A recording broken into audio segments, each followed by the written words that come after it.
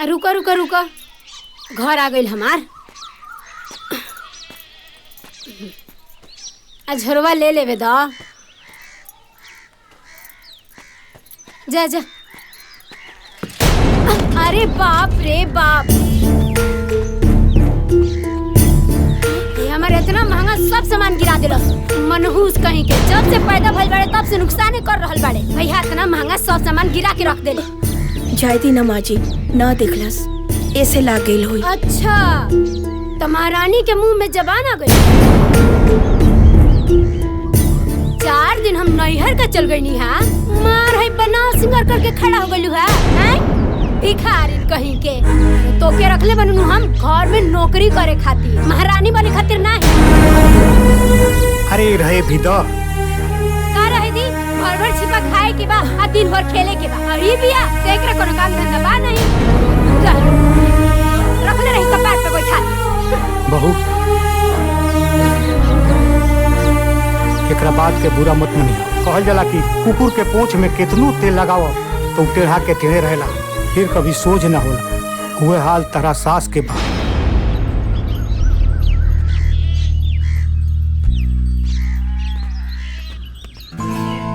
तू हमरा से प्यार करेला ना, तो ऐसे छिप छिप के काहे मिलेला? ठीक ना है छिप छिप के मिलल। कहीं तोहार प्यार झूठा तो नहीं खे?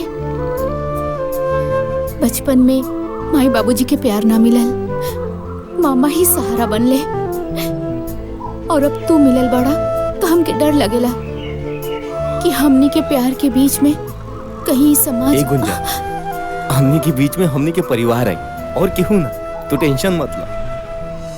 हाँ अच्छा, तहार काम के का भाई? काम के कोशिश में तो लागल बानी, 6-7 महीना में लागत हो जाए। हाँ। अच्छा ठीक बा, हम चलत आनी। अगर केहू देख ली तो मामा जी से कह दी, और उनका के बहुत बुरा लगी। हम चलत आनी। ठीक बा।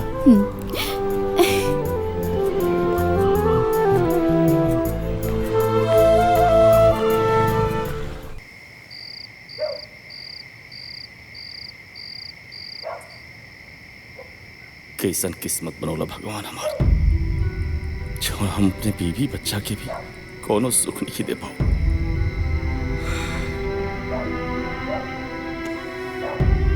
ए जी,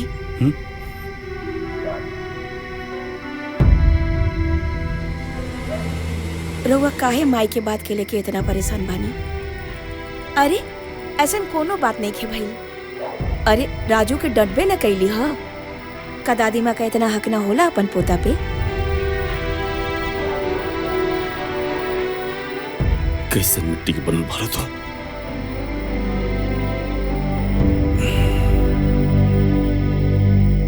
मैं तोरा के दिन रात खरी खोटी सुनावली, तब तू एक बार उनके पलट के जवाब ना दे। और जवाब देबू कैसे? जो हमार किस्मत खराब बा, ना हमरे लिए कोई अच्छा नौकरी बा, नहीं कुछ कमाता नहीं।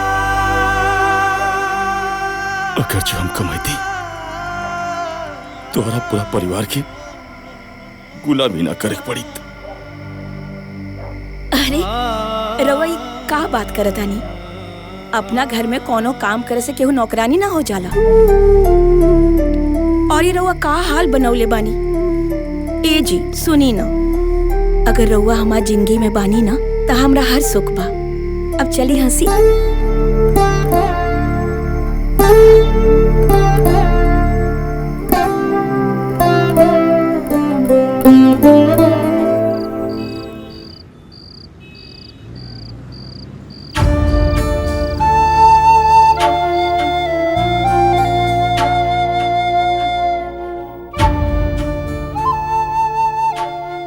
ए जी,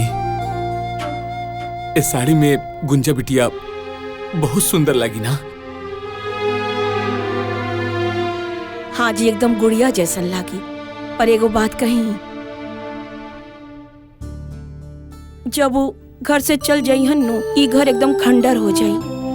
कैसे ओकरा बिना हम जी? अब बोली, हम तो मर जाए। कहीं ना जाए तू लोग के छोड़ के। और इतना का जल्दी बा हमरा के भगवला के? हम बोझ हो गइल बानी का मामा? अरे ना बिटिया, ऐसन काहे कहा तारू? बेटी के घर से विदा हो ही के पड़ेला।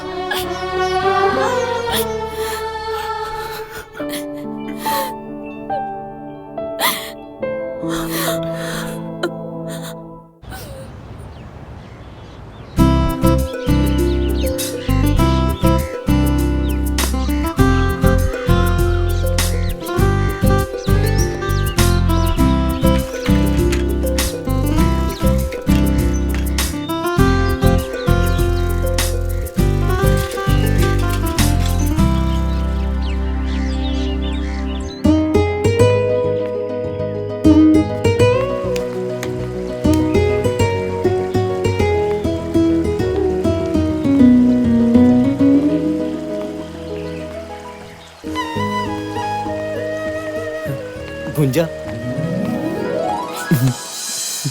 कैसन बाड़ू तुम? मोहन, हाँ? हमरा के बहुत डर लगता। अब तो मामा मामी भी हमार शादी के बात करे लगलन। का? और तोहरा से ई जुदाई सोच के ही हमार जान निकल जाई। ऐसे कैसे जान निकल जाए? तहार जान तो हमरा लगे बा। और वैसे भी ऐसा नौबत तो हम कबो ना आवे दे। हम बहुत जल्द माई से बात कर ले। कब बात हुई? जब हमार डोली उठ जाई हम जात बनी। और हाँ, तारे से बात भी ना करब। ए गुंजा, गुंजा, हमार बात तो सुना।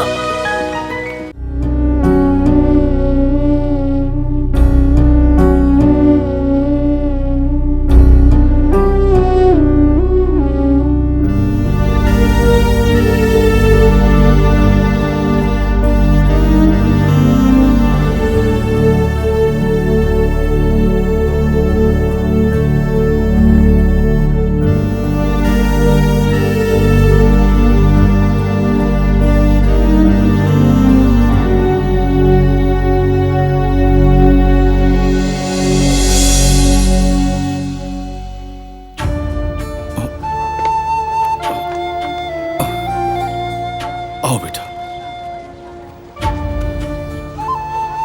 रहुआ ऐजा? आप जात रहने घरे, बारिश होखे लगला तब बैठ गए नहीं जा। बाबूजी ठीक बानी न?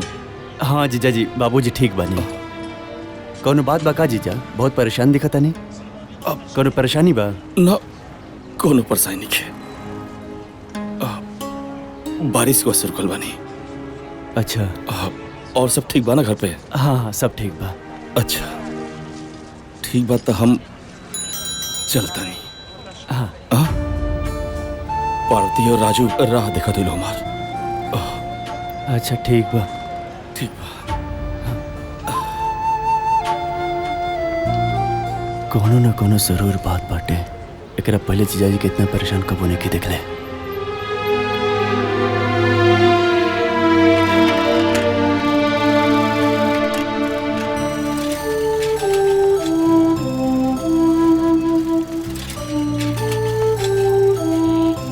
सारा घर के दाल चावल तेल सब्जी सब लेके आई, तब जाके ही खाना बनाई है। हाय देखा। अरे का रे बुटकी, पूरे दिन है झड़ुइया लगाइबे त खाना के बनाई? तोर माया के बनाई है? पकड़ पकड़ सब्जी और जाके खाना बनाओ। भूखे का पार फाटता हमार। सांझ हो गइल बा, समझ नहीं के अगत बेरी के टाइम भइल बा। खाना वाना बनाई, चूल्हा चौका जोरी, आग योग लगाई है। पंखो लेके जाओ।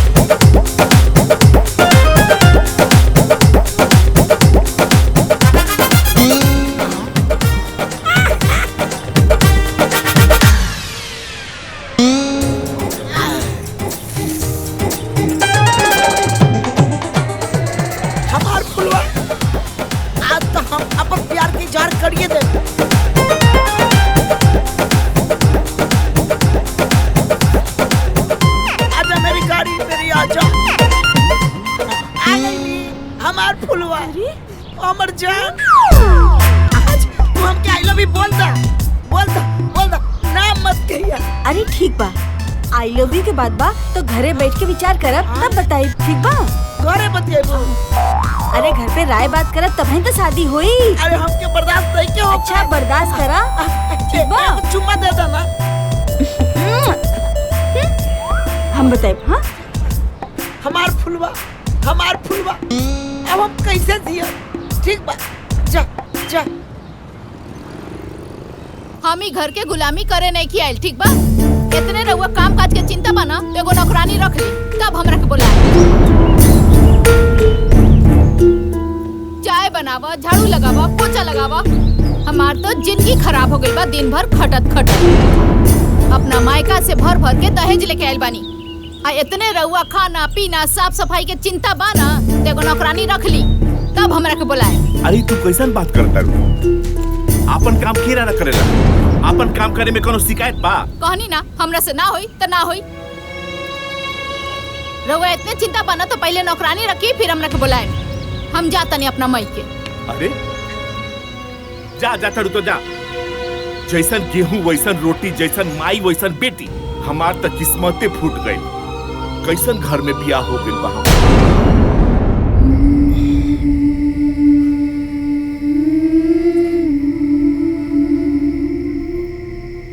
पार्वती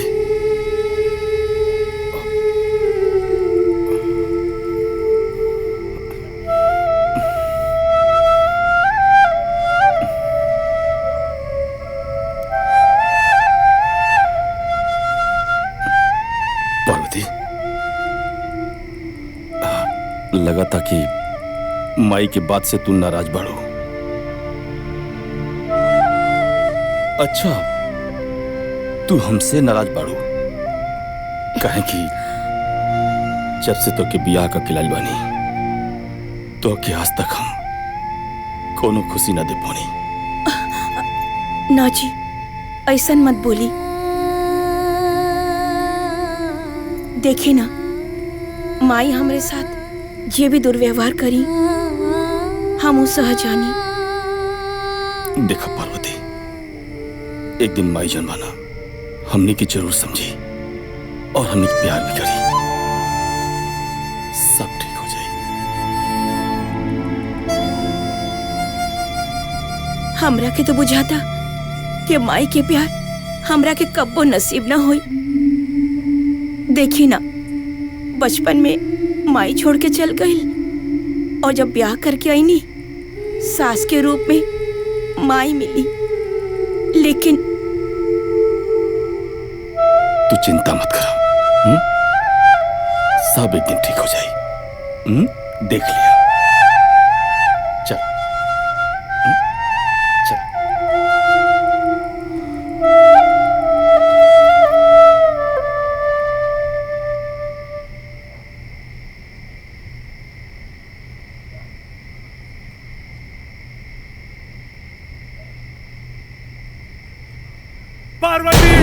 पार्वती हमार बिटिया पार्वती। बाबूजी का बोल रहे हो के? हमार बिटिया कोनो बड़ मुसीबत में बिया। हमार पार्वती हमरा के याद करतिया। ए बेटा हमरा के ओकरा लगे ले चला बेटा, हमरा के ओकरा लगे। अरे बाबूजी रउआ कोनो बुरा सपना देख ले रहनी है? अरे हम बानी ना, जाके दीदिया का हाल खबर लेके आए बाबूजी। रउआ सूती बाबूजी, वैसे भी आपके तबीयत बहुत खराब बाटे। सुबह हम जाए दीदी के सारा हाल खबर लेके आए। हम बानी ना, रउआ काहे परेशान होता नहीं बाबूजी? रउआ सूती बाबूजी। वो दिन हम जीजा जी के भी चाय की दुकान पर परेशान देखने और बाबूजी भी आज कहते रहे कि बिटिया परेशान बिया। एकर मतलब जरूर कोनो बात बा। हम कल सुबह जाके जरूर देखे कि बात का बा और हाल समाचार ले। यह सही रही।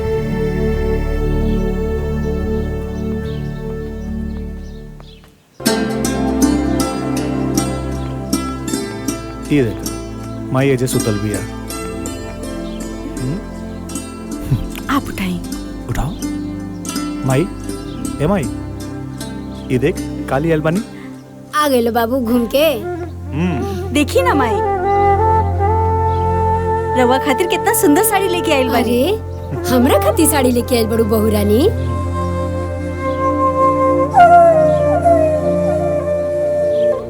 अरे वाह, बड़ा नीक ले आइल बड़ू। एको रंग बड़ा सुंदर बा।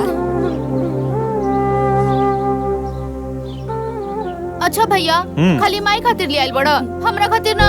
अरे पागल। चाचा हमरा खातिर का ले आइल बड़ा? बनी हाँ? का लेके आइल बड़ा? जब देखा तब भाग के चल आवेला और गले लग जाला। जा अपन पापा से मांगा। जानवी, लड़का से ऐसा ना बात करे के चाहिए। इला बाबू, ये तो हरा खातिर। अरे का गलत कहता रही हूँ? एके अगर अपन शौक पूरा करे के बा तो अपना बाप से कहे, वो पूरा करी। ते कहे करबे?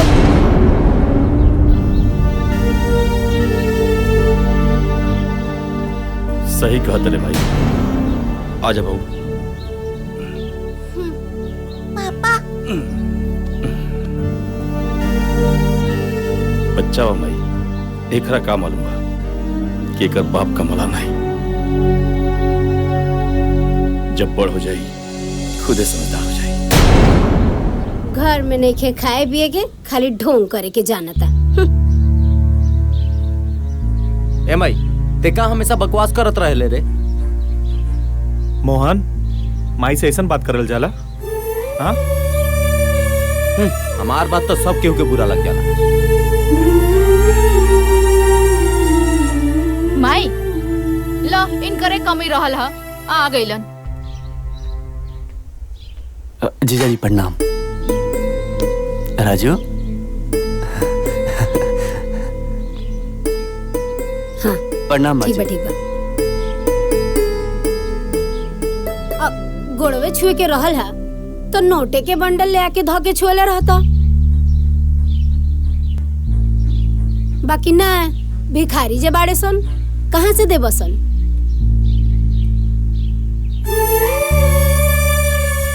आज तो कुछ देला ना। चल आवेला मुंह उठा के बहिन की है, लाजो ना लगेला। खाए के मिल जाई अच्छा अच्छा। ना ना माँ जी, ऐसा कोनो बात नहीं खे। हम दीदी के हाल चाल लेवे आए रहनी, हो गई। अब हम चलत नहीं। अरे बाबू तू बैठा, हम तोहरे लिए नाश्ता पानी ले आवत हनी। ना ना दीदी, तो उससे मिले आए रहनी। सुंदर, अब बाबूजी की तबीयत ठीक बा ना? हाँ बाबूजी ठीक बने। माई आइल बड़े, जई हैं कि रही हैं? ना ना हम चल जाए। ठीक बा दीदी। ठीक बा माँ जी, प्रणाम। हाँ ठीक बा।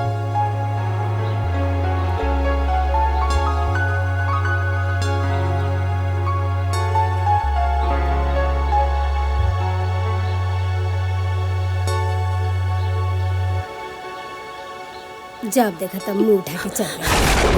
अरे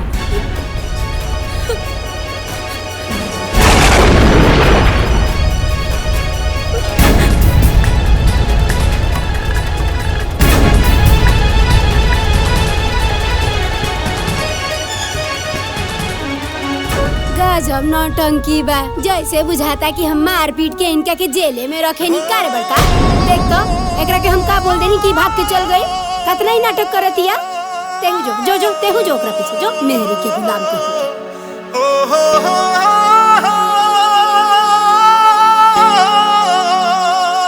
बाबूजी।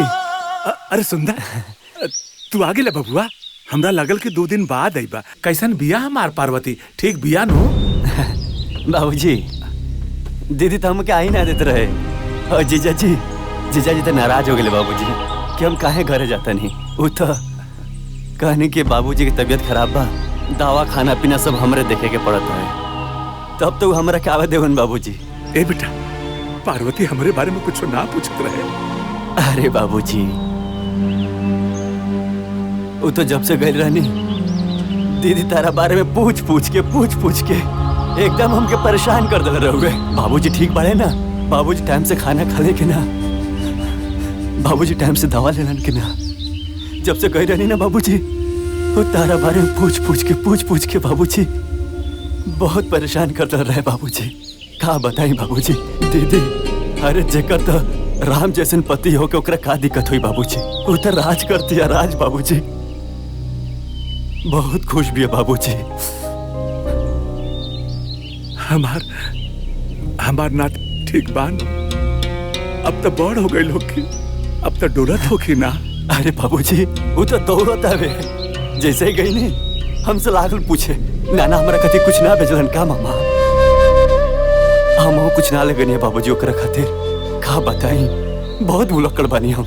हे भगवान तुहार लाख लाख शुक्रिया बाग हमारे पार्वती का ऐसा घर मिलल। वो सुखी बिया।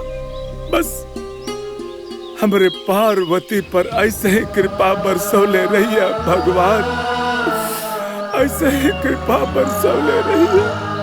ठीक बा बाबूजी। अरे सूती हम थोड़ा हाथ मुंह धोली बाबूजी।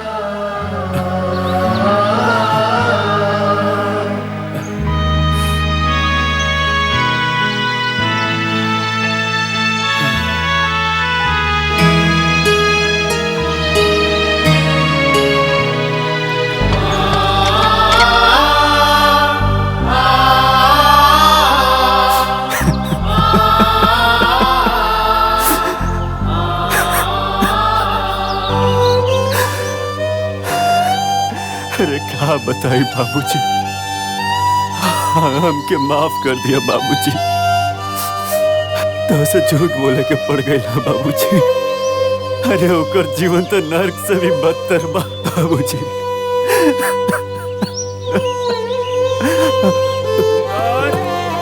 ए सुंदर। हाँ बाबूजी।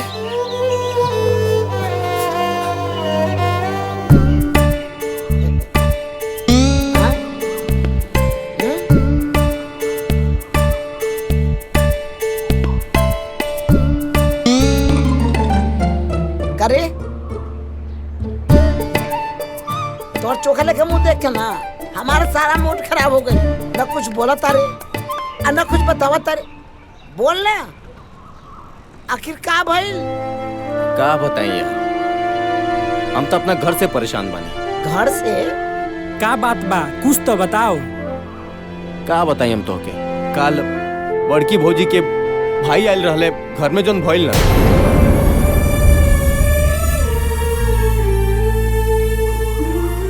बस कर यार तोर दुख बड़ी कहानी सुनकर हमके रोई आवता। एगो तो हम पहले से परेशान बानी वही में एगो तो आ टेंशन। का बोल तारा के नहीं के जानते ऐसा का हो गई। हमार फुलवा हमरा के छोड़ के दूसरा के बाग फुलातिया। कल जात रहली प्यास लगा और बोलुआ के बाहों में चिपकल रहे। बहुत दिन हो गए तो से बात केला। कहाँ रहलू इतना दिन। अरे बड़ा मुश्किल से तोरा से मिले आइल बानी। इतना हमार फुलवा इया ये ससुरा कोना ये ससुरा बोलुआ हमार गर्लफ्रेंड के साथे अरे हमर जान गुपचुप करत बा। अब तो बर्बाद हो गेली। अच्छा चला कहियो। अच्छा चलो। जो औकत बा एकदम ठीक नहीं के औकत हमार फुलवा। अब हम क्या करी तू बता।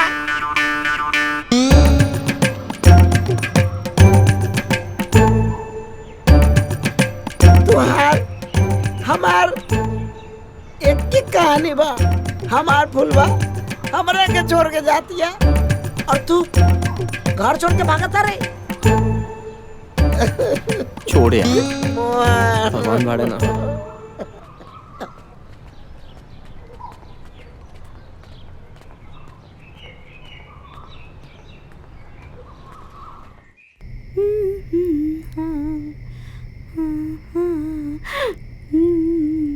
जानवी आज बहुत सज रहल बाड़ू। का बात बा बोला। हाँ देख ये 10,000 रुपया घर के खर्चा खातिर दे दिया ठीक बा। और हाँ ये 5,000 रुपया तू रख ला डायरेक्ट तो हर पर्सनल। हाँ ठीक बा।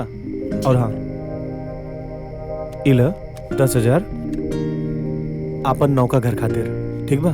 ठीक बा। और वैसे भी और अच्छा खासा पैसा जमा हो गइल बा। ठीक बा नु? ठीक बा। रुका। ये 5,000 रुपया तोरा साड़ी खातिर। हाँ। एका रखा। ठीक ठीक बा। बा ठीक बा ठीक बा।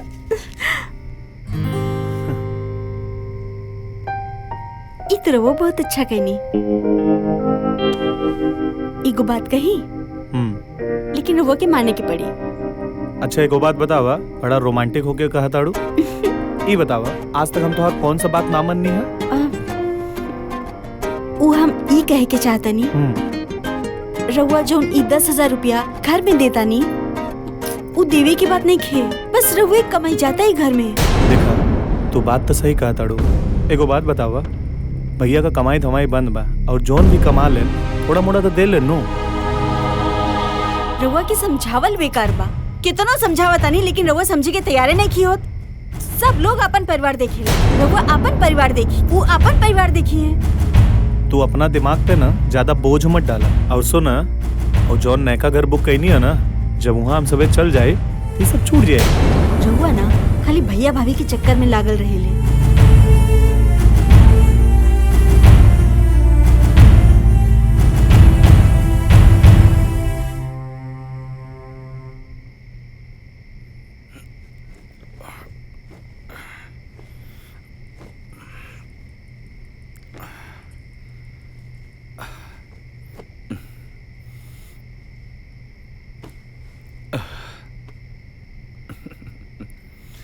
जल्दी सोती है ना।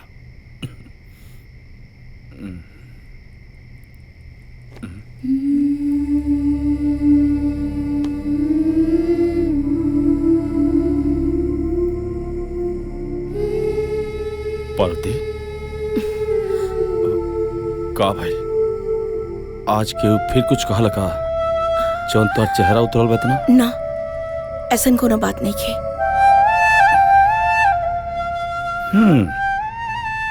जब तोहरा झूठ बोले ना आवेला काहे झूठ बोले लो? हाँ हम सब जानता नहीं कोनो कोनो बात तबाह। बताओ हमरा से का भइला? अच्छा बताओ बात का भइला? उ कहा जी मजली बहू से संजय बबुआ कहत रहले कि वो अपना पत्नी के सैलरी देले हाँ। कहलन ह कि 10,000 घर के खर्चा और 5,000 तो हर पर्सनल खर्चा और 10,000 वो जो नौका घर खरीदा था और ये 5,000 के तू साड़ी ले लिया। और वो कहनी है कि बड़का भैया तो कमाते नहीं खन, जॉन कमा के देता रहा, घर खर्चा वही से चला था, बाकी रहुआ कुछ बुझाला ना। रहुआ बारे में ये सब सुन के अच्छा ना लागल। पार्वती ठीक है तो कहता लो, उनका अपने और अपने परिवार के बारे में, उनकी भविष्य के बारे में सोचल कोनो गलत थोड़ी बा, लेकिन यो सही कहता लो, हम उनके जितना कमात नहीं।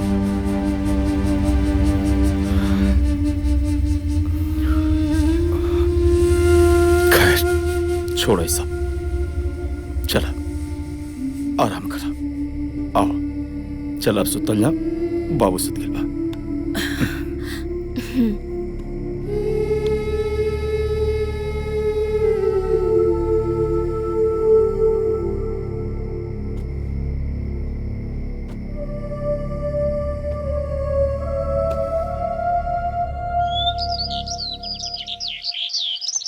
अरे हाँ हाँ सर, हम टाइम पे पहुंच संजय जाए। बबुआ नाश्ता तो करके जाई। गंवार का गंवारे रहबो का भोजी। और वैसे भी तोरा के देखे मालूम कि वो काम से बाहर जाला तो ओकरा पीछे से टोकल ना जाला। और वैसे भी जौन पनौती तू लगन के लागल बा ना, वो हमसे दूरे रहे।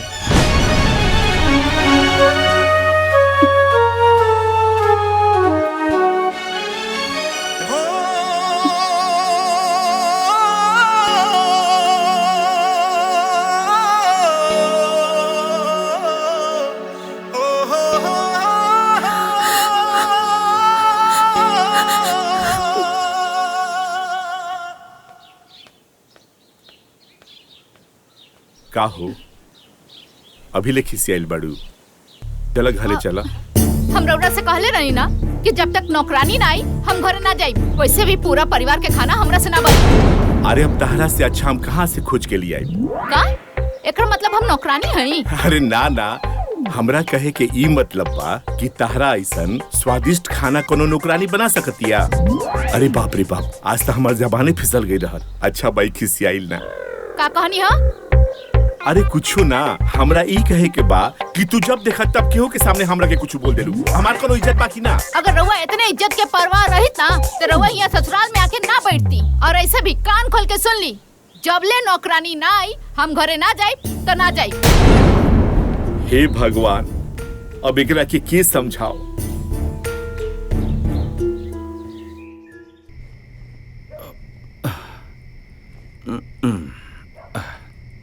अरे पार्वती, आज बड़ा लेट कर दिलू हो।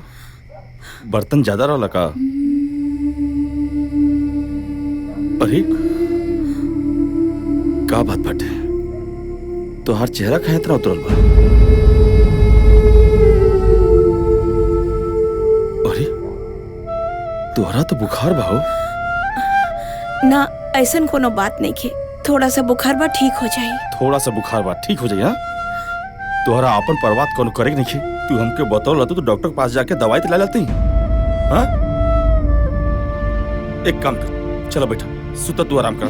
चलो चलो आराम कर बेटा, बेटा आराम से बेटा।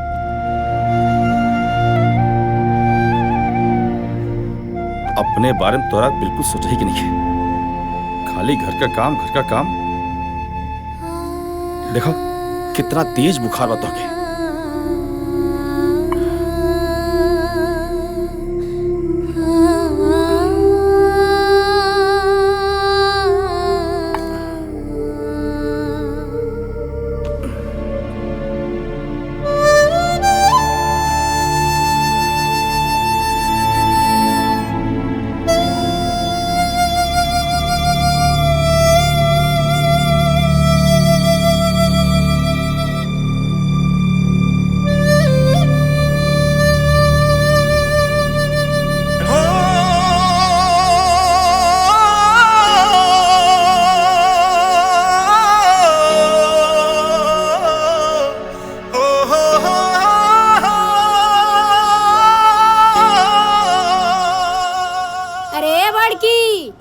भिखरनिया पता नहीं कहाँ बिया, चाय पानी कुछ ना मिलला। घाम चढ़ गइल कपार पे, लेकिन चाय पानी नसीब ना भइल। अरे चुप करा, जब देखा चाय चाय दिमाग खराब कर देवेलू। चाय बिना ना हमार कपार फटता। रउए चढ़ले बनी कपार पे बड़का बेटा को तो। भैया, ए भैया, भौजी के काहे ना समझावेला?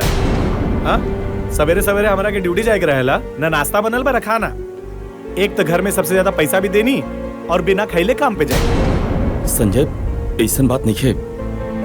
पार्वती की तबीयत खराब बाटे, रात बहुत ज्यादा बुखार रहे और इस समय भी बुखार बाटे के। ई सब बहाना बा खाना ना बनावे के। ठीक कहता रू बहू, तू बहाना बनावतिया, लेकिन तू का करता रू? तोरा तो खाना बना लेवे के चाहिए। काहे से सबसे पहले तोहरे मरद ड्यूटी पर जाले, आ एक दिन खाना ना बनवल तो कोनो पहाड़ नहीं के टूट गई। रउए तो चुपे रही, कोनो पहाड़ ना टूट गई। अगर 1 महीने के खर्चा हमारे मझला घर में दीना ना तो घर में सब लोग के फुटानी कल छूट जाई। चलो बात। ए माई, ओकर कोनो तबीयत खराब नहीं के, कोनो बीमारी के बहाना बना के बैठल होई। सब नौटंकी है। अभी हम जाता नहीं, भाभी के बोला के ले आवता नहीं। तू चुप रहा, तू का बीच में पड़ जा। रउआ तो चुपे रही। जीजाजी एकदम ठीक कहता नहीं, केहू ना जगह भाभी के। हमरा ई समझ में नहीं क्या आवत कि भाभी खाना ना बनैली तो ते ही बना ले तीस दीदी। मोहन, ज्यादा टिपे टिपेर मत बोल। चुपचाप बैठ के खात रहे, न काम के न काज के, दुश्मन अनाज के।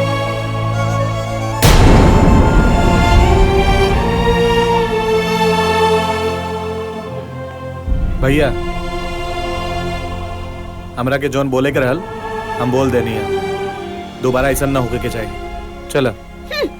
खाना बनैला के अलावा और कामे का बा दीदी के? पड़ गई रहुआ करेजा में ठंडक। अब हमार लड़का भूखे ऑफिस चल जाए।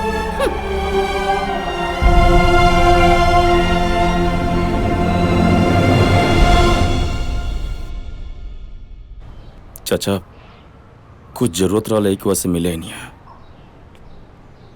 चाचा अभी ले हमार सीमेंट बालू ना गई, हमार सब लेबर अभी ले बैठल बारे सब। बाबू कहा कि लेबर बहुत कम बाड़े, लेबर नहीं खन, यही से तोहार सीमेंट बालू भी ना गई। लेबर अइहे तो तुरंत तोहरा के भेज दिया जाए। जल्दी गिट्टी बालू पहुंचवाई, और ना तो हम दूसरा जगह से जाके ले ले। ए भाई तू चिंता मत कर, तोहर गिट्टी तोहर यहाँ पहुंच जाए। हाँ तू जा।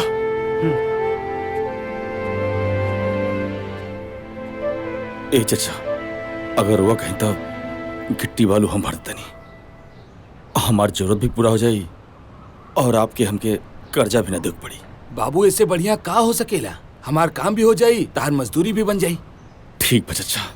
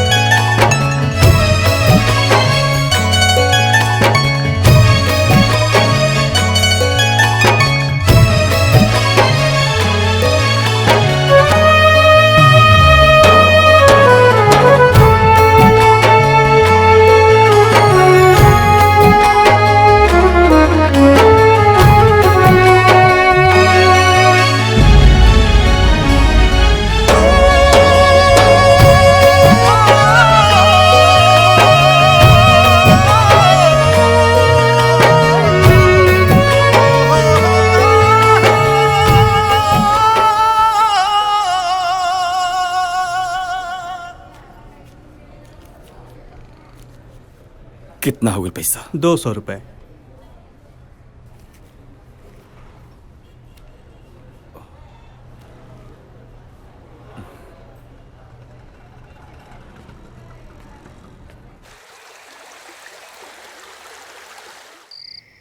ली देख ली मरचा के ठूट, कुल ऐसे ही पड़ल बा, कुछ साफ नहीं के कैले। देख ली कबे से बैठ के बर्तन माजतिया। देखी अब पता ना का ही सोचत रहेले 24 घंटा, और एकरा के कुछ कही नु त बड़का मुंह फुला लेवेला। जब देखा बोलते रहलू, कबो चुप्पो करल करा। ना बोली नु त पता ना का एगो मझिला हमार कितना कमा के ऊ कमा के ले आके देत रहो, आई सब लोग बैठ के खात रहो, हम कुछ कहे नहीं तो रहुआ बुरा लग जाला। 2 घंटा से बैठ के ही बर्तन रगड़तिया, ई रहुआ नहीं खेलो कर हैं, लेकिन हमार बोलल का लोग जाला।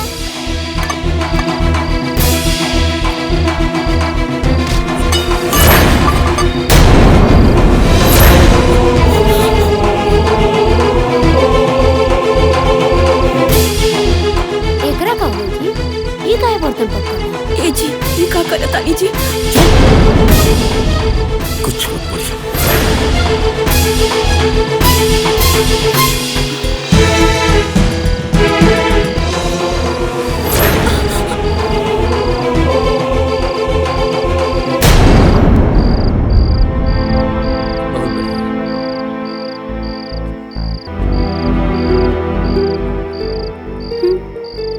हमरा घर में गजब नौटंकी लागल बा, हमरा कुछ बुझाते नहीं।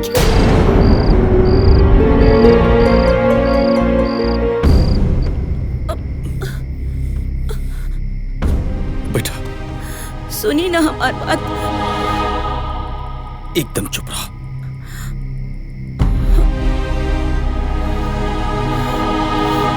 सुनी,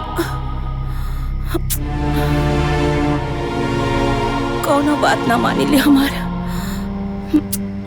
कहाँ चल गईलन?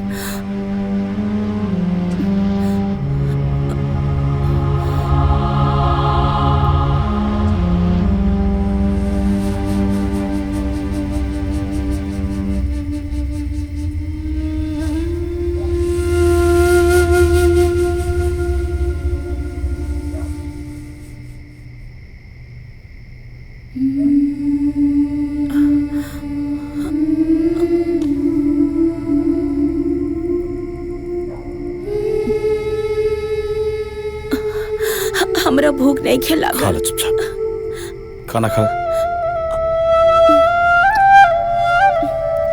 तो के मना कर ना,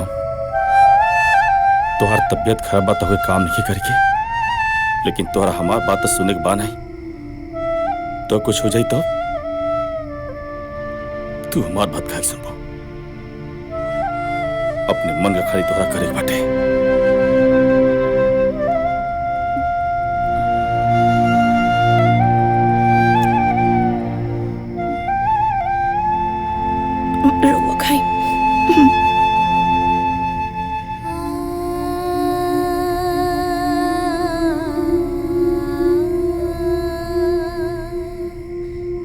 लापरवाह बन तू।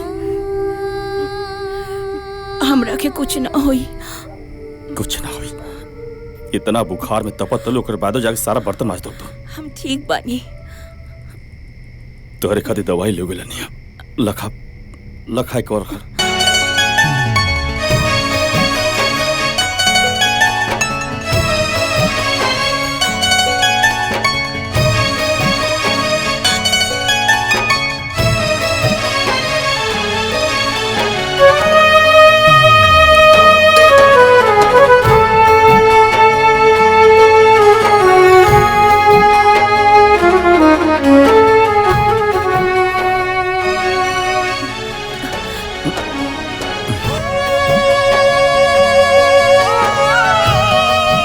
दवाई खा के चुपचाप आराम कर।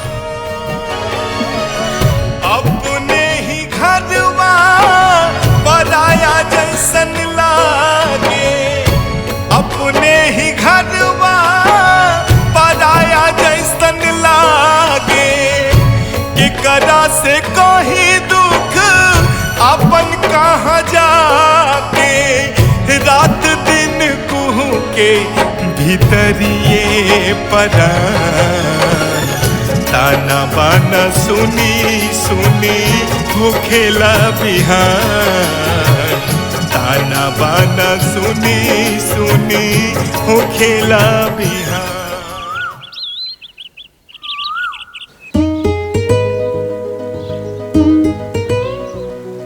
गुंजा, एगो बात कही। कहा?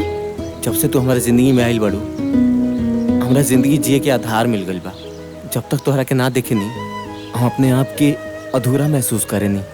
हाँ, तार ऐसने बात तो जादू चला देले बा। दिल में भी बाड़ा और दिल लगी भी करेला। दिल लगी ना, इस सच्चा मोहब्बत बा। जैसे लैला मजनू, हीर रांझा कैले रहला ना, ओहिंगन मोहन के गुंजा से प्यार बा। हाँ, बात बनावे के तो केहू तारा से सीखे। अच्छा एगो बात बतावा, तू अपना घरे अपना माई बाबूजी से हमनी के शादी के बात कइला? बात तो ना कहीं, लेकिन बहुत जल्दी कर ले। काहे ना बात कइला? अरे ये सब छोड़ा, चला तोहके तारा मामा के घर छोड़ देता नहीं। अरे इतना गुंजा हिया, बाकी तो कॉलेज गल रही है। और ये लड़का के है जेकरा साथी बात करता रही। अच्छा आवा तू आज घरे, तोहरा के तो बतावा तानी। बस गुंजा, अब एक और शब्द ना। हम जेई अपन आंख से दिखले रही, काऊ झूठ रहे। अरे कम से कम तोहरा से ताई उम्मीद ना रहे हमरा के। बतावा तू, बतावा एकरा के कि जब 2 साल के रहली है ना, तो हमार दीदिया एकरा के हमरा गोदी में दे के मर गई। तब से हम प्रण कैली कि हम अपन औलाद पैदा ना करब। और ही अरे कौन कमी रह गई हमरा प्यार में जे पराया लड़का खातिर तू अपन संस्कार भुला गेलू। तू हमार विश्वास और घमंड के दोनों के तोड़ देलू।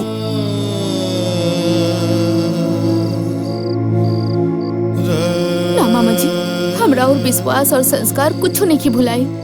रउआ जौन कहब हम उहे करब, लेकिन ऐसा ना बोली। त कैसे बोली? आए अरे जौन चीज हम अपना आँख से देखले रहनी है का वो झूठ रहे? मामा जी रुआ जौन भी देखले रहनी है वो सब सच बा। हम गुंजा से प्यार करेनी और इनके से शादी करब। अरे बचवा, तहरा देख के ना हमरा मालूम बा, हमरा लागता कि तू बहुत बड़ खानदान के बड़ा। बाकी तोहार खानदान और हमारा खानदान में बहुत बड़ा अंतर बा। बाकी एक चीज याद रखिए, चाहे वो गरीब होके या अमीर, सबके इज्जत इज्जत होला। मामा जी रो विश्वास करी, राउर इज्जत आज से हमारी जिंदगी बा। रोरा हाँ के बाद हम अपना पूरा परिवार के मना ले और हम गुंजा से शादी करब।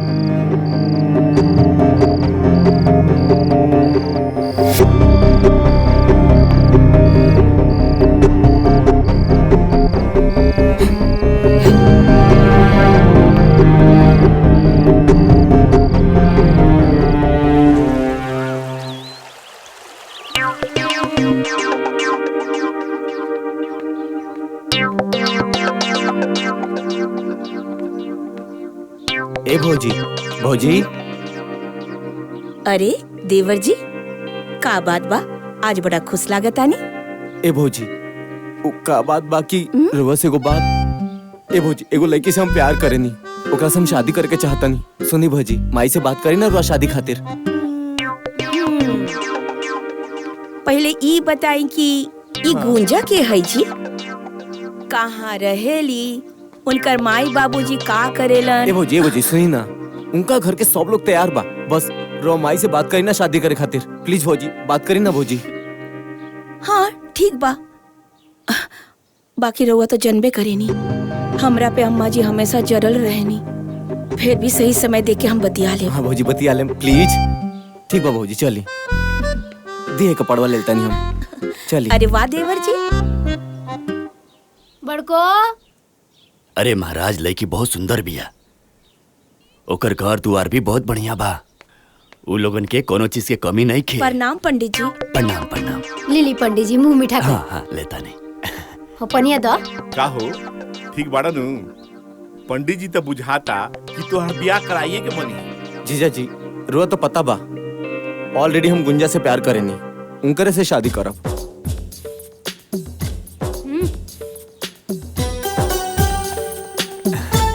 पंडित जी आइला में कोनो परेशानी? कोनो परेशानी नहीं है। अच्छा तो तनी तो जौना काम खातिर आइल बानी उ करी, फोटोवा दिखाई। अच्छा अच्छा दिखाओ तनी। ना जी। ई बाटे, ई देखी चाची जी लड़की के फोटो। लड़की तो सुनर बिया जी। हाँ हो ठीक बिया ना? ठीक बा। सुंदर बिया, संस्कारी लागतिया। बताई दान दक्षिणा तनी। दान दक्षिणा के तरह चिंता मत करी। इनकर बाप दक्षिणा दिहन रहुआ के 3 लाख रुपया। 3 लाख? लड़की सुनर ना लागल हमरा। अच्छा तो कोनो बात ना बा जजमान, ई देखी। अच्छा ठीक, दोसर बढ़िया दिखाई। जिया जी तनी माई से बात करी ना। ए साले जी, तहार दीदिया के सामने तो हमार कुछ चलेला ना, उ कड़क सास के सामने हमार का चली? भाभी भाभी तनी सुनी ना। का मोहन बबुआ, का बात बा? बोली ना। ए भाभी माई से बात करी ना, गुंजा से शादी करे खातिर। देखी बाबू, अब हमरा से कुछ ना हो पाई। अब जॉन करे के बाद रउआ करी, ठीक बा? हम चलतनी। ए भाभी, बहुत बड़का घर के लड़की बिया, और दूसर बात माई बाप के इकलौती बिया। सब रौरे धन बा। दक्षिणा के तो चिंते छोड़ दी, लड़की जब एकलौती बिया तो सब कुछ तो रौरे नु बा। 10 लाख रुपया आपके मिल जाए। का 10 लाख रुपया आपके 10 लाख मिली? अच्छा, और का मिली? ठीक बिया। अब मुहवा तो सुनरे बा। इतना मोट लड़की से शादी हुई हैं? आपन लड़का कितना स्मार्ट बा, मोट लड़की से शादी हुई। आ तोनी मोट बिया त का भई? आ इतना बड़ घर में आई तो दिन भर चली दौड़ी चिड़ै लेखा फुदुकी और हम प्यार से ओकरा के चला के दू बर्बाद दे। लड़कवा के देख लेती का रउआ हमार लड़का देखा? लाखों में एगो बा हमार लड़का। ए जी रउए कोनो उपाय लगाई ना, हम गुंजा के बिना ना रह पाई। प्लीज जी कुछ करी। ठीक बा, अब बुझाता हमरे कुछ करे के पड़ी। कहाँ रह गई ई दोनों ससुरा? कोनो कामे के नहीं खे। अन्ना फोन उठावता, रुका हम फोन लगावता। हेलो अरे भी कसवा कहाँ बारे रे? कब से तो के फोन लगावता नहीं सुनाई नहीं खे दे। आजा सुन, मोहना कहाँ बा? तोहरा पता नहीं खे मोहन के शादी होता। अभी जाते चाची के बता। मोहना ए चाची चाची चाची चाची चाची का हरी लगला काहे चिचिया तेरे दे? कौन आफत विपद आ गइल बा कि ते है लंग धड़ंग हमरा दुआरे पे खाड़ बाड़े हैं? अच्छा चाची ए मोहना का बोल झूठ कर? मंदिर में शादी करता है बियाह कर लेलो से वो।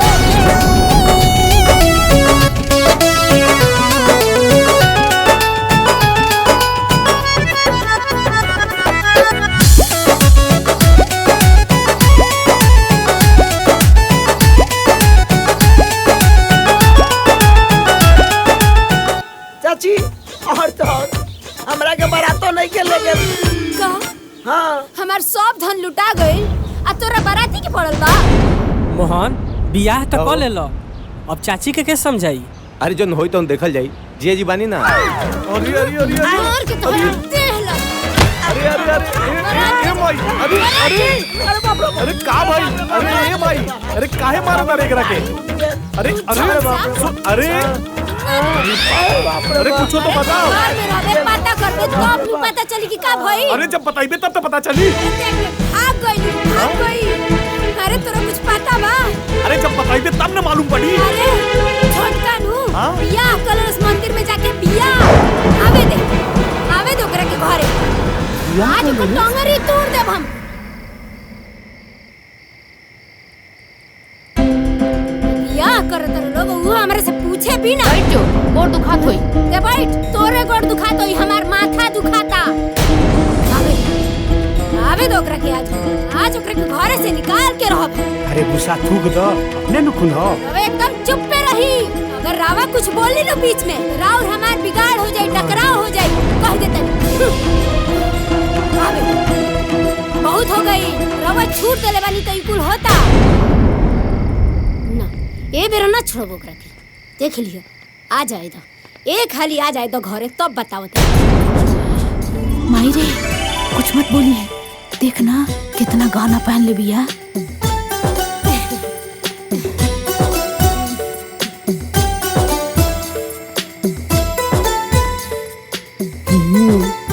गाना तो खूब भारी पहन लिया। का बात बा, बहुत बढ़िया। नथियो असली लगता।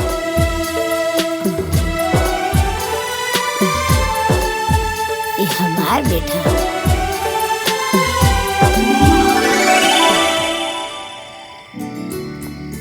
चलिए देवर जी। चला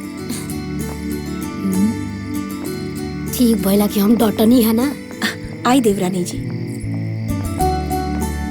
आई बाबूजी। प्रणाम बाबूजी। गोलातन बाबूजी।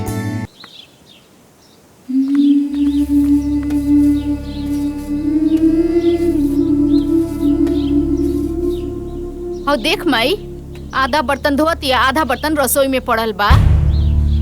आधा धोत या आधा रसोई में बा? हाँ।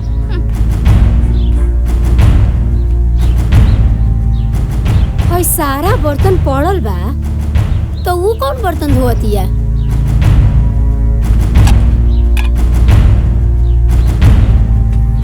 खेली खूब खेली, रौरे खेला जरूरी बा। का रे बड़की का मजा तारे रे? हई सारा बर्तन हो जा रसोई में पड़ल बा। हई सब बर्तन तोर बाबूजी मर्जी है? अब बाल्टी कहाँ बा रे? और बाल्टी हो जा पड़ल बा। हई सब बर्तन ही जा पड़ल बा। हाउ चूल्ही तोर देख कितना बर्तन पड़ल बा। हम हर बात याद दिलाई तोरा के। कितना साल हो गइल तोरा आइले जा, आई तोरा समझ में ना आवेला? भिखारन कही के माँ बाप तो कुछ देलस नहीं। हमार बर्तन है, हमार बर्तन। चोर कही के जब देखा तब मनहूस लेखा बैठा रहतिया, काम करतनी के करा से कहीं दूर पागल करके रख देले बिया। अपन कहाँ जाके रात दिन कुहू के भीतरिए परान। अच्छा ताना बाना सुनी लगा था कि हमरे कुछ करे के पड़ी। जब देखा तब ये लोग बड़की दीदी के सतावत रहेले। ताना बाना सुनी सुनी हो खेला बिहान।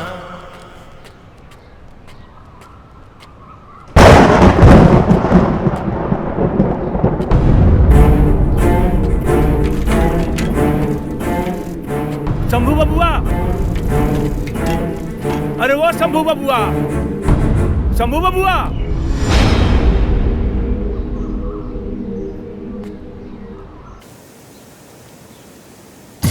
अरे भाग्यवान, छोटका के शादी हो गई, लगता खुश बाड़ू। काहे खुश ना रह मोहन के बाबूजी। अब हमरा मोहन के पसंद है और जानता नहीं कालू में ओकरा के हानि छुआ देनी है। घर के सारा काम काज में लाग गइल बिया, बड़ा अच्छा से करती और गहना भी कितना पहन के आइल बिया नु। किचन के सारा काम संभाल लेली। माजी चाय ली। अरे वाह रे वाह, बोरे ही बोरे चाय बना के ले आ देली बहू रानी हैं। सुना, हाँ जवन तू गहना सब पहन के आई रहलू है वो कहाँ बा? तू ले आके हमरा के दे दा, हम सब अपने पास रख लेते नहीं, ठीक बा? ना अम्मा जी, हम रउआ के गहना नहीं दे सकते। काहे कि हमरा माई के आखिरी निशानी बा। हम चलता नहीं, दीदी के भी चाय देवे के बा। हाँ हाय देखी 2 दिन की आइल न भइल एकरा आ चलती चलावे लागल। अरे भगवान, कब तक ले हिटलर बन के रहबू? कबो महतारी बन के भी तो देखो। महतारी बन के देखा, महतारी बन के रहब ना तो ये हमरा कपारे पे बैठ जाए कुल। ठीक बा, तारा जौन मन करता उन करो। कसम से जिंदगी में पहली बार ऐसा चाय पी ले बनी, पीला के बाद तो मजा आ गई।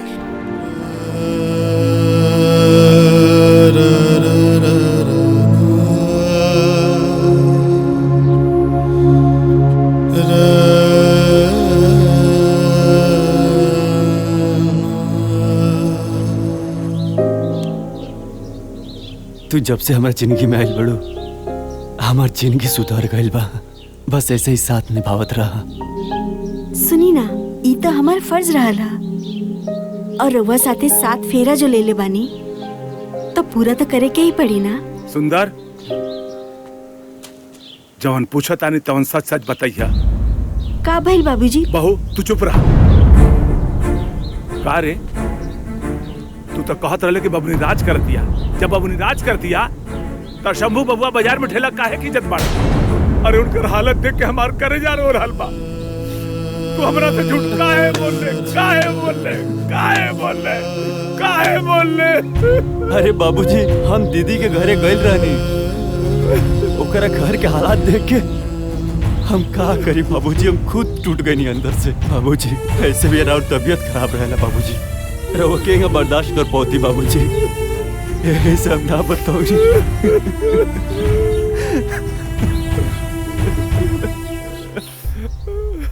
तू हमरा से झूठ काहे बोल? हमरा से साफ साफ बताओ कि न चाहत रहे, कहाँ जरूरत रहे झूठ बोले की?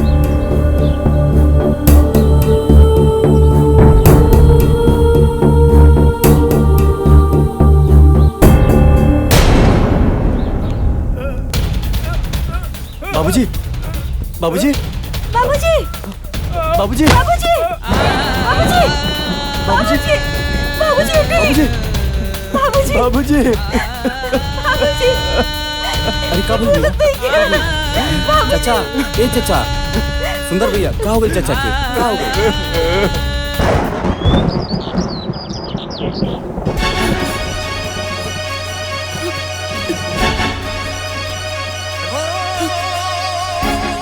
मोहन बबुआ कब हो जी? हम क्या हमार घर छोड़ दी? राउत भैया अभी तक ड्यूटी से ना आइलन। चली भौजी। अरे बड़की, अगर ते एक कदम आगे बढ़ा ना तो बेना से मार के तो तगड़ी तू हैं?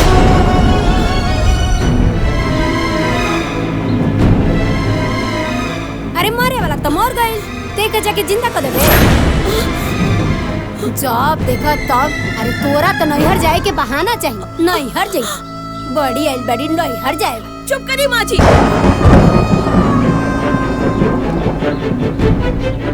रउआ जीते जीता हमरा बाबूजी से मिले न देनी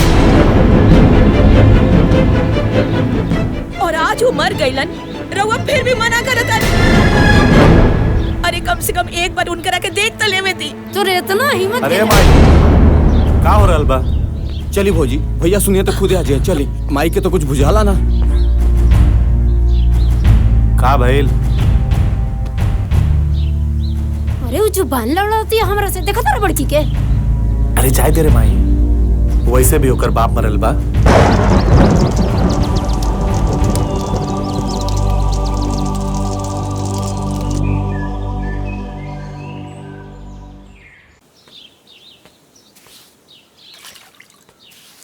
बाबा मम्मी कब आई? अरे आवते हुए बाबू। बाबा सेब खा ली। जा बाबू खा लो।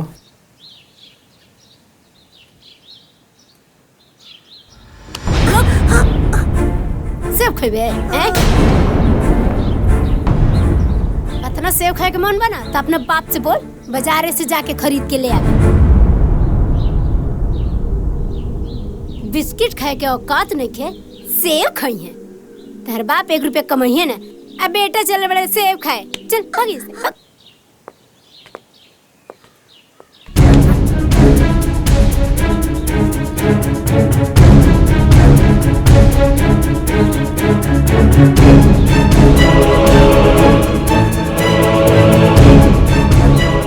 Mummy mummy. रउआ सेब खाए के इतने शौक बा तो रउआ बोली बाबूजी के कमाई के।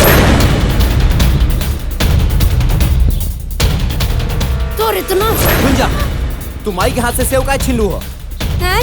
भाई तोरा बाबूजी के कमाई देखा दिया, हमरा हाथे से सेब छीन लेलस। गुंजा माफी मांगो। हम काहे मांगी माफी? जो अम्मा जी कहनी है उहे हमहू कहनी है। मोहन,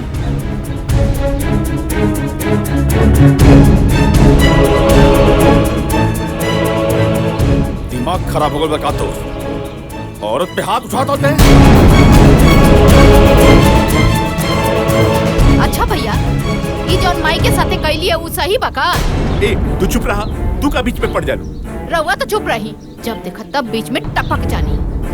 इनकर इहे उपाय बा जौन मोहन बाबू करत तारे। वाह रे भैया वाह। अगर तो हाथ सगे महतारी रहती तब वही बात बोलता। संजय, ते कहल कहा चाहता है वो हमार मायना है। अरे ना रे बड़का, अरे ते हमरा कोखी से पैदा ना हो सकेलिस। तोरा जैसे औलाद हमरा ना चाहिए। सही कहता तुम। शंभू जैसा आदर्श लड़का तोरा कोखी से पैदा ना हो सके। अरे शंभू जैसा आदर्श लड़का के पैदा करे खातिर महतारी के तपस्या करे के पड़ला। तपस्या जौन की तारा से ना हो सकेला। बाबूजी, आप चुप रहे, मत बोली बीच में।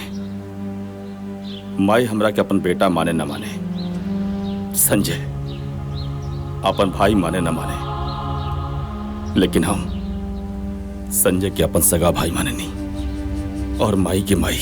अरे ना ना रे, हम तोर माई ना हई, बिल्कुल ना हई।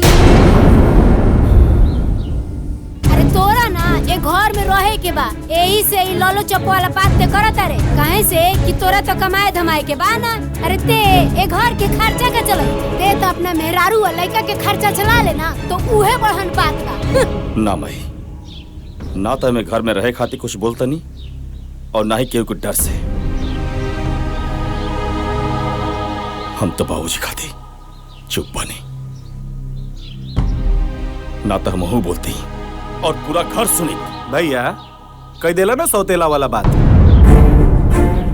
पूरा गांव जवार जाना था कि हमने तोहार सौतेला भाई है, लेकिन तोहरा मुंह से सुन के हमरा के अच्छा लागल। और बाबूजी तोहार बड़े और माई सौतेली। वाह भैया वाह, बड़का भैया आज तक हमनी में कोनो फर्क ना समझ ले। आ तू इनका के सौतेला कहता रह। अरे हमरा तो शक होता सौतेला ही ना बल्कि तू बड़ा तू। मोहन सुने,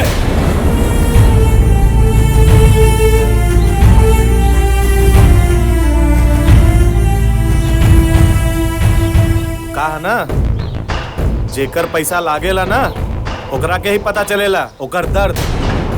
और वैसे भी अभी घरे में जे कमाई वही खाई।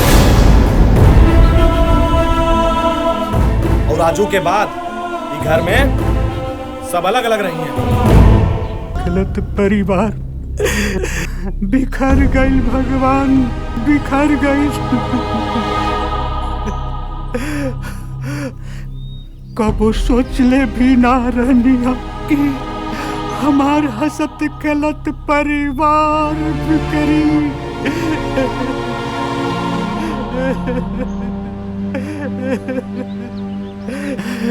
हे भगवान,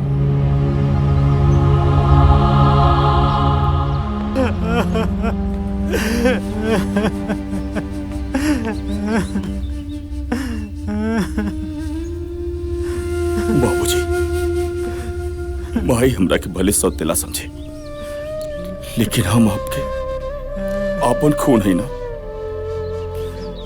बोली बाबूजी, बाबूजी आप जन बाना हमने के साथे रहो,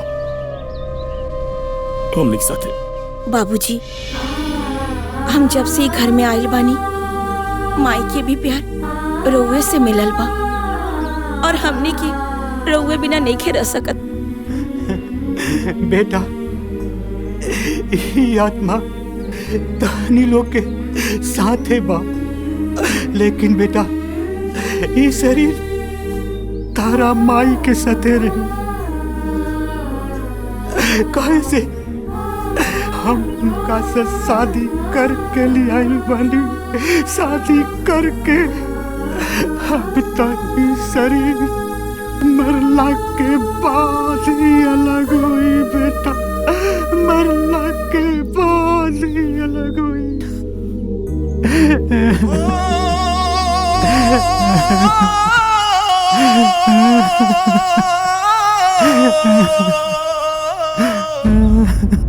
बंटवारा हो गई। अब हम रहम मझला संगे। ए मझला रुक रुक, कहाँ जाता रे? हया टची लेके कहाँ जाए की तैयारी होता है? देख माई, कहा ना हम जाता नहीं नौका घरे में, और वैसे भी ना वहां से ऑफिस नजदीक बा।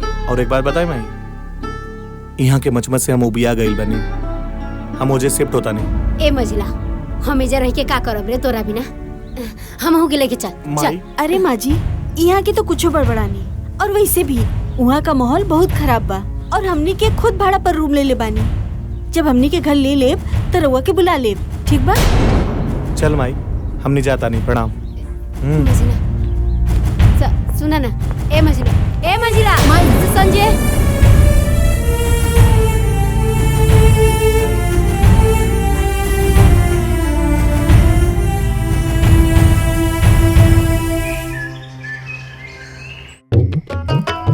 इहे दिन देखे के बाकी रहला हमारा बुढ़ौती में चूल्हा फूकी खाना बनाई। बेटी एगो बिया पता ना कहाँ बिया। का हो शंभू के मम्मी, सुबह सुबह खाना बनाओ तरू? अरे चाय बने तू तो पी लेती तो मूड फ्रेश हो जाई। रौरा के तो चाहवे पड़ल बा। हाँ, दूध में काम करी का? एक बार चाय बनाई, एक बार खाना बनाई, खाना बनाओ तरी उहे रहो खाली। इहो हमरा बस के बात नहीं थे। अब जाके हम चूल्हा चौका फूकी। ए समय में, ए उम्र में बेटा पतोह वाला हो गई नी। 3 गो पतोह आ सास खाना बनावतिया। तने ठीक से डालो तनी तेलवा, एकरा बाबूजी के निमन लगी खाए में।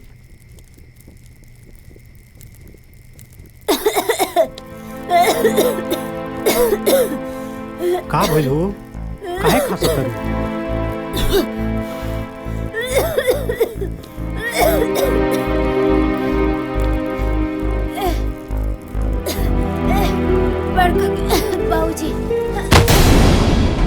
शंभू के मम्मी ये का हो गई?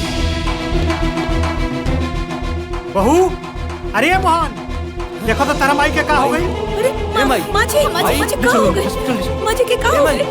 का हो गई? संभल उठा, संभल के ध्यान से, हाँ ध्यान से।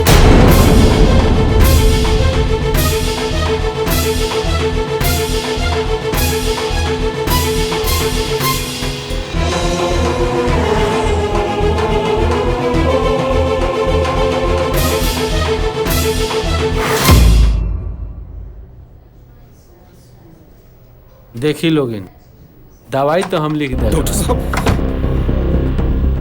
आओ शंभू, बैठो बैठो बैठो। कहाँ भाई? हमरे भाई के पहले बैठो ना, बैठो। दवाई तो हम लिख दिले बनी, लेकिन याद रहे माँ जी के कोनो प्रकार के दिमागी तकलीफ ना होके के चाहिए। माँ जी के दिल के ऑपरेशन जल्द से जल्द करवा ले, ना तो कुछ भी हो सकेला। कुछ भी हो सकेला के मतलब समझे तो नहीं रो लो। डॉक्टर साहब, हमरे माई की बचा ली। और ये बताएं कितना टाइम बा उनके इलाज का दी? आप पैसा चिंता मत करें, हम अपने आप के बेच दे, लेकिन पैसा का इंतजाम जरूर करो। हमके ये बताएं कितना पैसा लगे उनके इलाज में? हाँ डॉक्टर साहब, जौन भी बात बा साफ साफ बता दी, कहे कि माई के इलाज में कोनो कमी ना रह के चाहिए। हम तो रउआ लोग के हालात जानत नहीं। रउआ लोग मात्र 5 लाख के इंतजाम करी। 5 लाख रुपया? अरे इतना पैसा कहाँ से आई? बाबूजी अब चिंता मत करें, हम कहीं न कहीं से 5 लाख का इंतजाम जरूर करो। देखी, रउआ लोग बाहर जाई, हम यहाँ से कुछ अकेले में बात करे के चाहता नहीं। आई बाबूजी।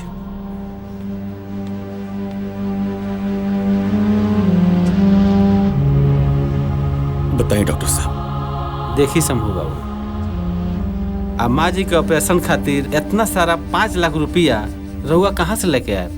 आप चिंता मत करें डॉक्टर साहब, हम इलाज जरूर कराए। कहीं से भी इकट्ठा करे पड़े पैसा हम जरूर करें। तो ठीक बा शंभू बाबू, हमनी के लगे 1 महीना के समय बा। 1 महीना के अंदर अंदर अगर माँ जी के ऑपरेशन हो गई तो सब कुछ ठीक हो जाई, ना तो हम कुछ ना कर पाए।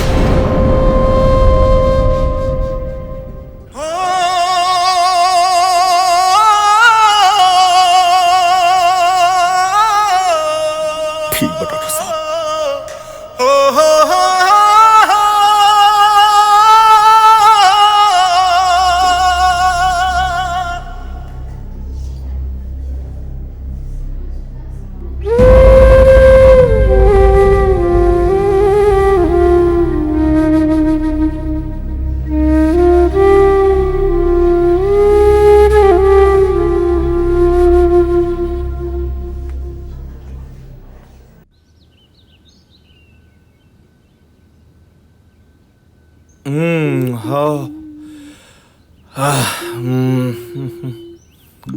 का हो जान, बड़ी खूबसूरत लगा तारू।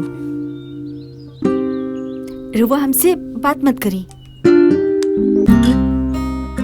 तोहरा के मालूम बा हमरा के सबसे ज्यादा अच्छा का लागेला?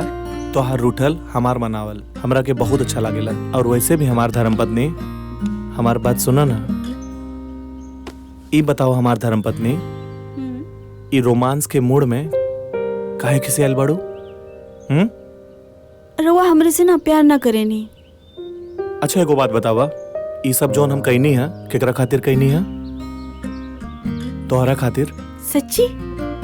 कसम खाई से। हमार कसम। तोहार के रिया।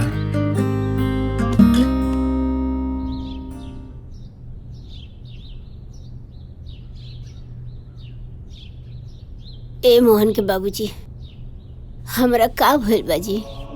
का डॉक्टर कहले हैं जी? अरे कुछ नहीं के बोलो, थोड़ा कमजोरी हो गई बा। वैसे भी तारा खाना बनावे के आदत नहीं नु, यही से तू बेहोश हो गइल बा। कुछ दिन आराम करे खातिर डॉक्टर साहब कहनिया, ओकरा बाद बिल्कुल ठीक हो जेबू। सच कहत है एकदम सच कह। बहू दवाई खाए खातिर पानी लेके आओ। जी लावतनी।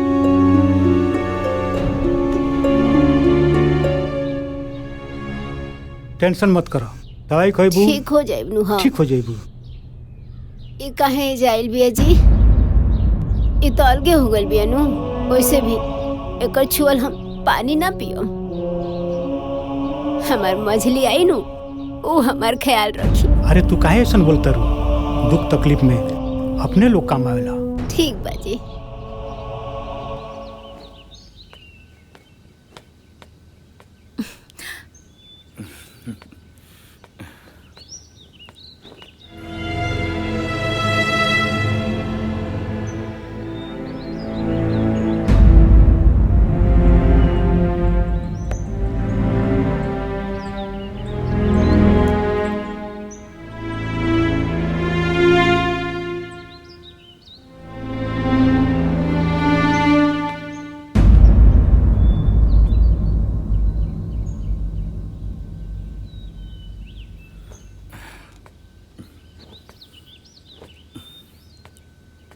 जातन काम पे, शाम क्यों जल्दी है?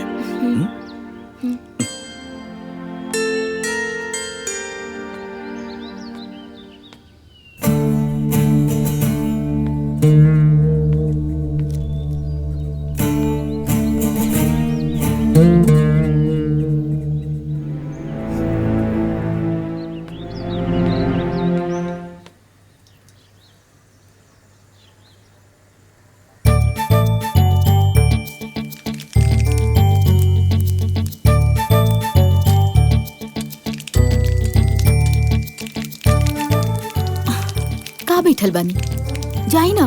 दीदी देख ली है तो का सोची है? अरे केहू ना कुछ सोची, सब लोग अपना काम में बिजी बा। रउआ समझी लेना। तार हेल्प करता नी। डाला जल्दी बनाओ, माई के दवाई भी खियाए के बाटे। हो ये गेल बस, तनिक देर में हो जाई।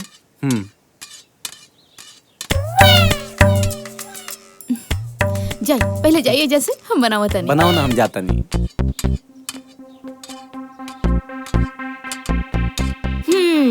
का देवर जी, आज तो रवा लौक गई नहीं। अरे तनी छोड़ दी। ठीक बा भाभी। अरे बबुनी, ये बतावा ये कौन ची का दवा? ये केकर दवाई है दीदी? हम बतावा तनी, पहले ये बतावा कौन ची का दवा है? ये रवा के कहाँ मिलल? अरे हम बता दे, पहले बतावा कि कौन ची की दवा है? ये तो कैंसर के दवाई है। कैंसर की दवा? का भाई? ना कुछ ना।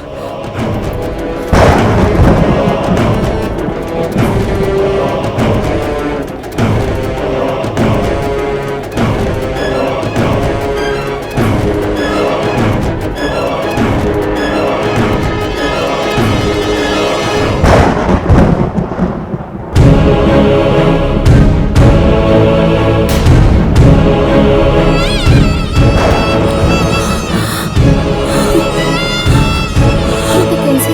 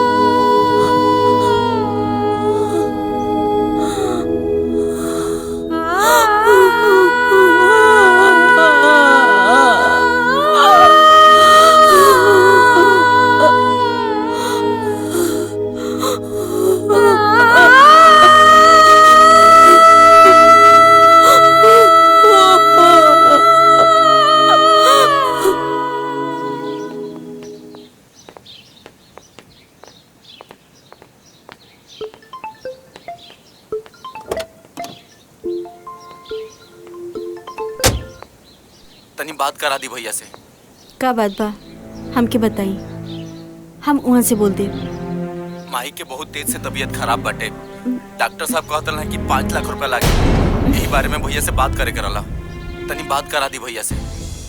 आउ हमरा लगे नहीं कि वो फोन घरे छोड़ के गेल बनी। आइम तो बात करा दे। अच्छा ठीक बा, रखा तनी। का भइल जानवी? अरे वो सहेली के फोन रहे।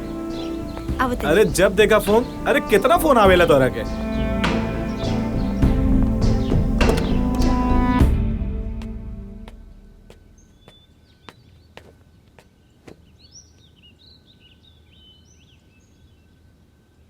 पार्वती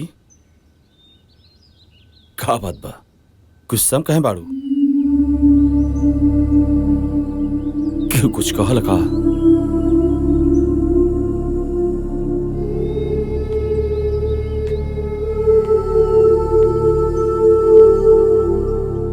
पार्वती आज फिर घर वाला लोग कुछ कहल का?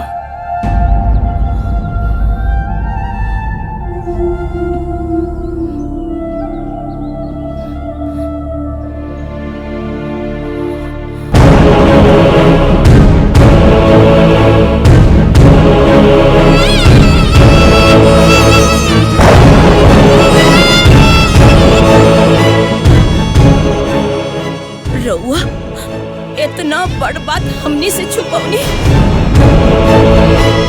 काहे?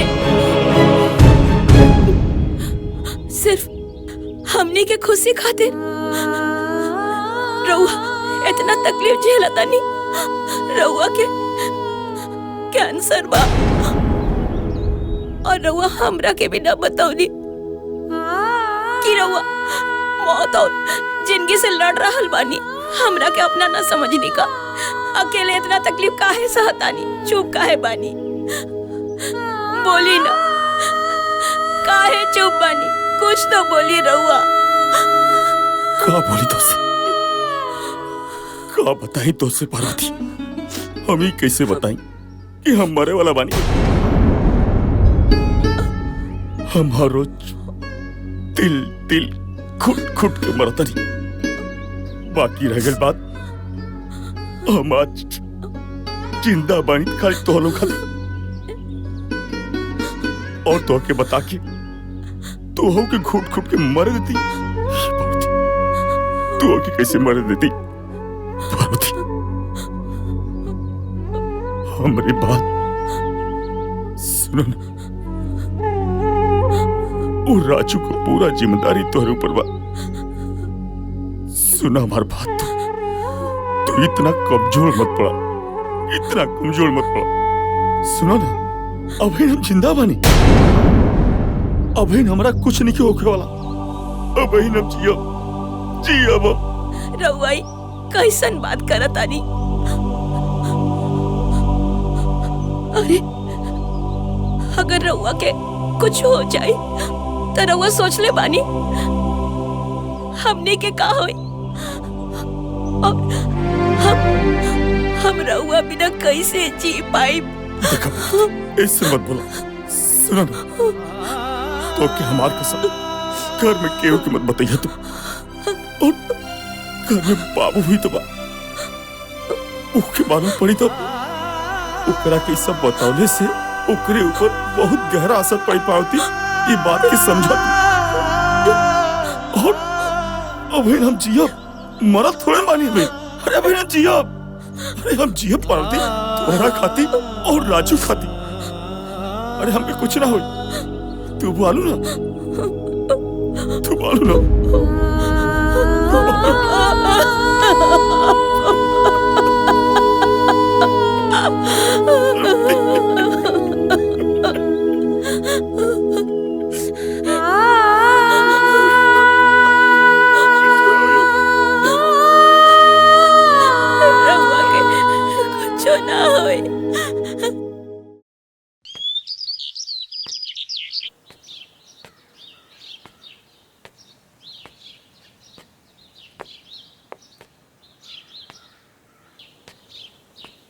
भैया सुनी ना, दीदी अपन सब गहना दे देली माई के इलाज खातिर।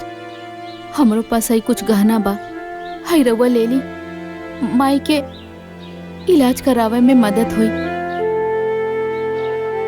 ले लेना भैया।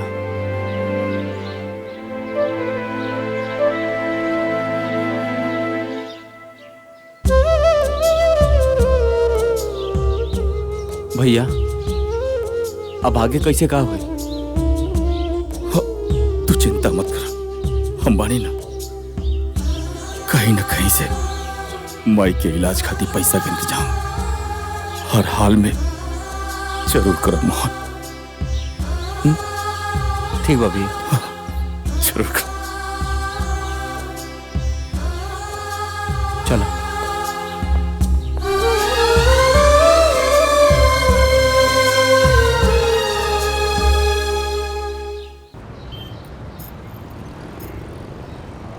दो लाख रुपया से ज्यादा के माल नहीं है।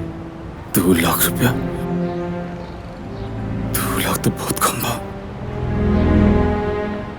ठीक बाटे।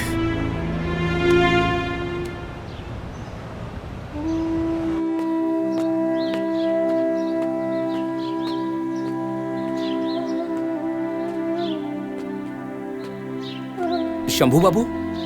हाँ नमस्ते। प्रणाम प्रणाम प्रणाम प्रणाम। मोहन रउआ के बारे में बतौले रहे। बड़ा तकलीफ लागल सुन के कि माता जी की तबीयत खराब बा। बस रिश्तेदारी के नाते हम रउआ के कुछ सहयोग करल चाहता नहीं। बस रउआ ना कही। हैला, अगर और जरूरत पड़ी तो हमरा से निसंकोच कह दिया। काहे कि समय पर अगर अपन आदमी काम नहीं तो काहे के संबंध। बहुत बहुत मेहरबानी आपकी। अरे ना, एमे मेहरबानी कोना बात के। अरे राउर माता जी जोन बानी वो हमरो तो कुछ ना कुछ बाड़ी।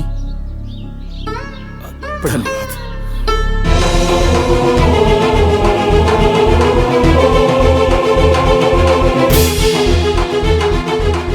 ए, माई बीमार किया तू चले इलाज खातिर पैसा खर्चा करे के पड़ी।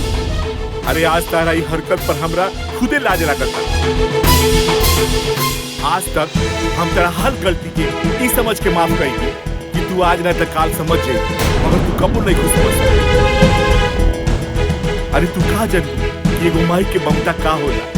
हमरा से पूछा जेकर माई नहीं खे। अरे हम तो सासू माँ में अपन माई देखत रहनी है। हम इलाज कराए, हमरा लगे 50,000 रुपया बा, बाकी के इंतजाम हो जाए। अब चला। हमरा के माफ कर दी। अब हम कौन मुंह लेके अपना माई से मिले के जाए? पता ना माई हमरा बारे में क्या सोची है। अरे कुछ ना सोची है, उनका ये बुझाई कि तू पैसा ले गई रहलू। चला चला चला आवा।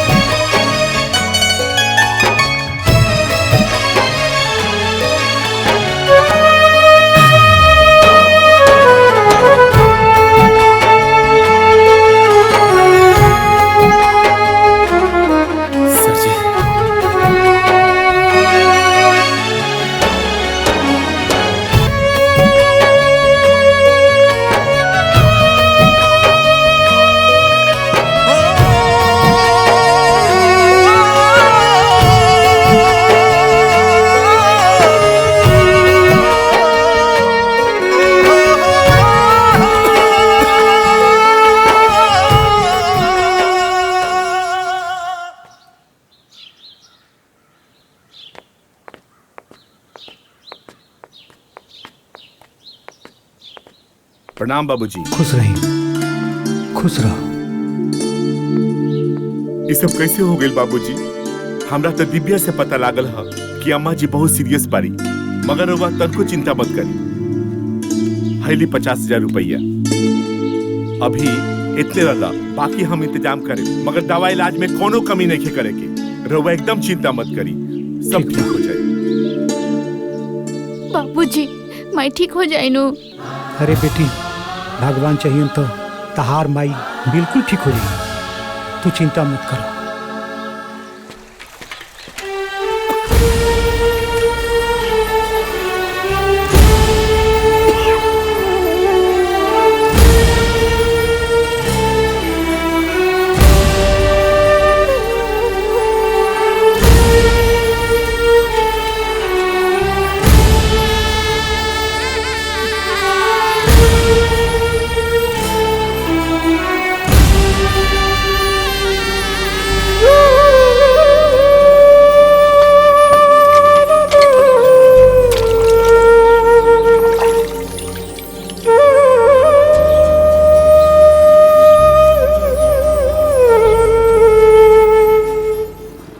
हाय भावना। हेलो जानवी। कैसन बाड़ू? ठीक बानी। अच्छा, इतना दिन के बाद तो क्या हमारी याद आइल ह? यार, इतना दिन के बाद हमनी के जिंदगी में सुकून आइल बा। मतलब गांव छोड़ के शहर में लेके आइल बानी। बीजी बताओ। इतना परेशान कर देले बा लोग पैसा खातिर कि का बताई। केकरा से बात होता हो? अरे कोई ना, हमार सहेली बिया। ठीक बा भावना, हम तोरा के फोन करतानी। ठीक बा, बाय। का बात बा? रउआ आज जल्दी आ गई नी, लेकिन कुछ उदास लगा तानी। का बात बा बाबूजी? हम तो कहनी हा, लेकिन फोने नहीं खे उठावत।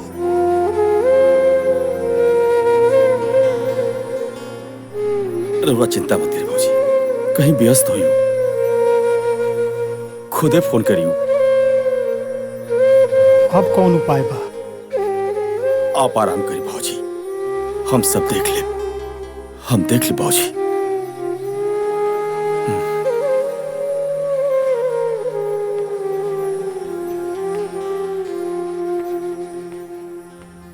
पता नहीं का है, आज माई बाबू का बहुत याद आवता हमारा के। एगो काम करा, तैयारी करा, हमरा के भैया भाभी से और सबसे मिले के बाद आज सबके होके याद आवता। ए जी, एगो बात कही।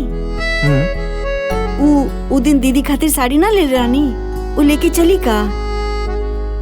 दीदी के बहुत अच्छा लगी। का बात बा? आजकल फैमिली के बारे में बड़ा सोचता रो। ए जी, हम कबो न चाहत रानी कि हमार फैमिली से कोनो दुश्मनी रहे। बस हम तो ई चाहत रानी राउर 2 पैसा बचे, और हम का दुनिया के केहू भी पत्नी ये चाहे कि ओकर पति के 2 पैसा बचे। कितना समझदार हो गई बाड़ी हमार मेहरारू। चली खाना खा ली।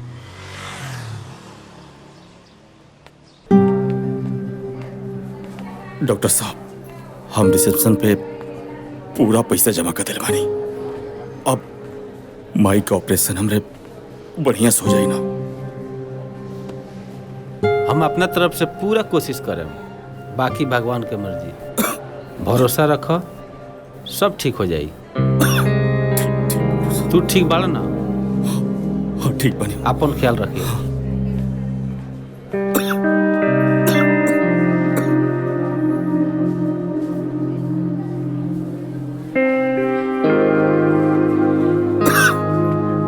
का भइल जी?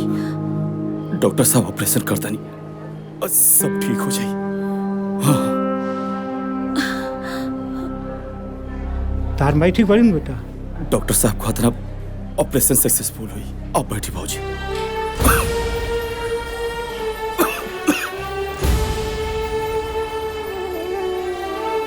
हमरा बहुत डर लगा था, न जाने अब का होई।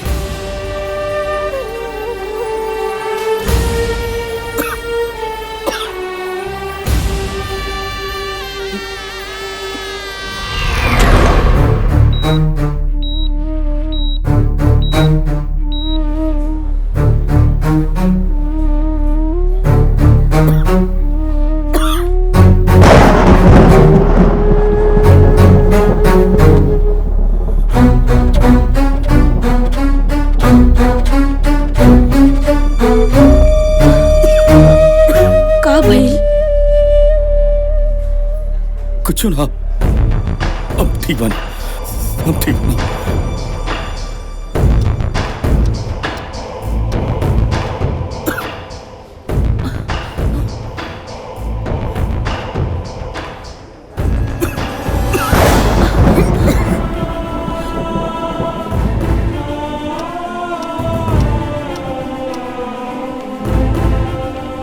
शंभू, बहुत बड़ा खुशखबरी बा। माँ जी के ऑपरेशन कामयाब हो गए।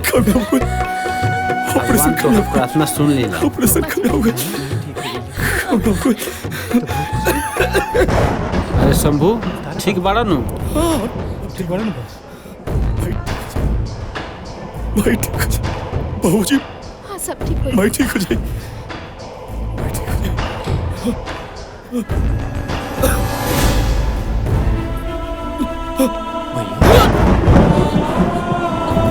अरे शंभू, अब बहू काहे भागो? रउआ नहीं जाना। दीदी, बहुत बड़ा राज एगो अपना दिल में छुपा के रखले रहनी। शायद आज वो बतावे के वक्त आ गइल बा। का राजबा डॉक्टर साहब? शंभू के कैंसर हो गइल। वो लास्ट स्टेज। लास्ट स्टेज पर ना जाने कब का हो जाए। शंभू बेटा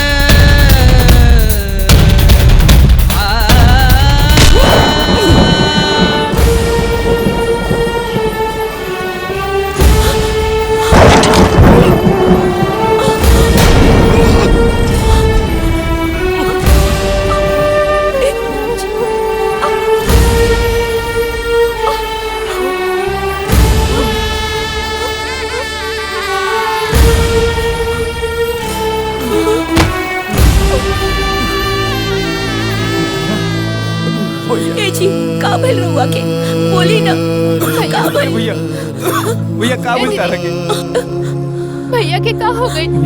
का भेल दीदी?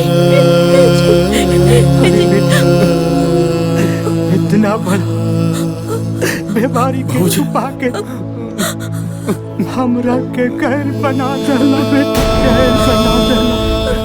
अरे बेटा तू हमरा से बतौले रहता तई बाप अपने आप के बेच के तहर दवाई कराई बेटा, तहर दवाई कराई। हम तरह से कहियो नाराज हुए नहीं हो, लेकिन आज हम तरह से नाराज बनी भैया। आखिर तू हमारे के सपेला बना ही देला भैया। इतना बड़ बात छुपा के रखला। अगर हम तार संगा भाई रहती तो तू हमरा से सब बतेले रहता ना भैया। आखिर तू ऐसा काहे कइला?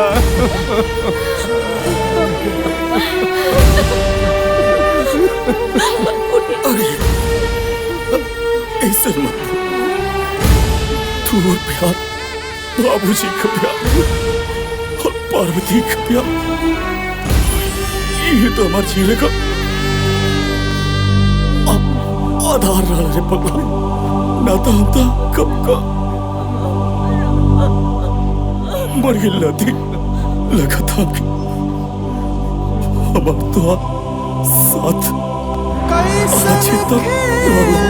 बाबूजी देखिए ना, ये का कहता नहीं, इनका क्या हॉस्पिटल ले चली बाबूजी।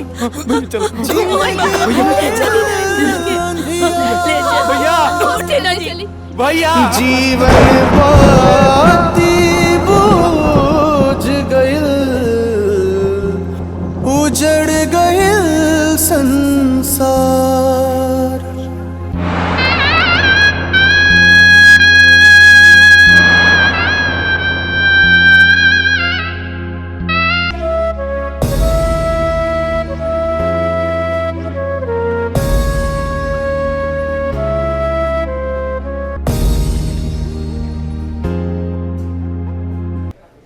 माँ जी आराम करी रहुआ, रहुआ उठी मत। डॉक्टर साहब हम ठीक हो जाए नो? हाँ माँ जी, रहुआ बिल्कुल ठीक हो जाए। राउर ऑपरेशन सही सलामत हो गइल बा। ई सब रहुआ बेटा के प्रयास के वजह से संभव भइला। हम जानत तनी कि हमार मझिला बेटा हमरा के ना छोड़े। हमार मझिला बेटा नु ऑपरेशन करौले है। कहाँ बा हमार डॉक्टर साहब? हमार मझिला बेटा कहाँ? माँ जी अभी भी रहुआ आँख से पर्दा ना हट। राउर मझिला बेटा ऑपरेशन तो दूर, रहुआ के देखे तक ना आइल। का रहुआ तो जिंदगी में कोनो अच्छा कर्म कैले होखे कि बड़का बेटा जैसन औलाद पैदा। अरे राउर बड़का बेटा राउर जान बचावे खातिर आपन जान देता।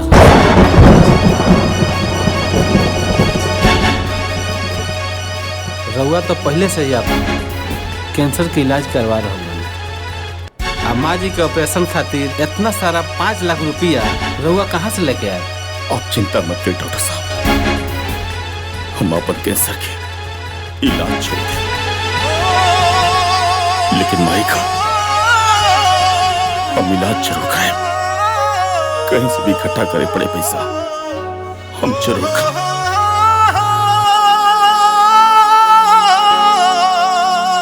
अरे ना ना रे, हम तोर माई ना हई। अरे ते हमरा कोखी से पैदा ना हो सकेली, तोरा जैसन औलाद हमरा ना चाहिए। आइल जमाना कि दुगो आँखी देखे परिवार हो, दुगो आँखी देखे परिवार। मन करे जहर मार खाई मर जाईती, अपन जान दे दिला जहर मार डॉक्टर खाई मर जाईती। हमरा बेटा के पास जाए दी, निकले नया धाम हमरे के जाए दी। माँ जी रउआ आराम करो, रउआ उठी ना। कितना भागन बानी हो खेला बिहान।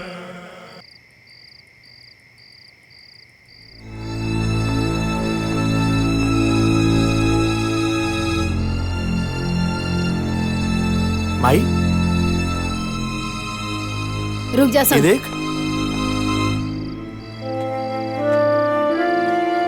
का भाई माई? ऐसा के बता जे आइल बड़ा तू? हाँ का बात चल बा जवन लेवे आइल बड़ा? अरे सब कुछ तो खत्म हो गई, सब बर्बाद हो गए घर में। तू ऐसे काहे कहता रे माई? मत कहू हमरा के माई, हम तोर माई ना हई। हमरा के माई कहे वाला, हमरा के माई समझे वाला जब समूह नहीं तो तोहनी के कोनो जरूरत नहीं है, हमरा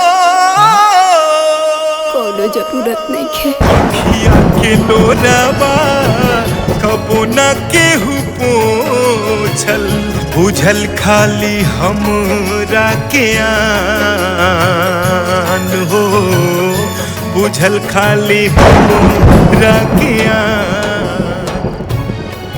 भैया कह देला ना सौतेला वाला बात, पूरा गांव जवार जाना था कि हमने तुम्हारा सौतेला भाई है। माई बाबू कहले कर जवा लगा के भैया बेटी को पुतूना खोली ह जुबान, ताना बाना सुनी सुनी हो खेला बिहान, बतेला भी ना। ताना बाना सुनी अरे बस भैया बस, हो खेला बिहान। सब कुछ जान के भी अनजान बनता रहा। अरे तेरा मजली भौजी से सावास मिली तब न तू घर परिवार के बारे में जानबो। अरे तू तो मेहरी के गुलाम बड़ा गुलाम।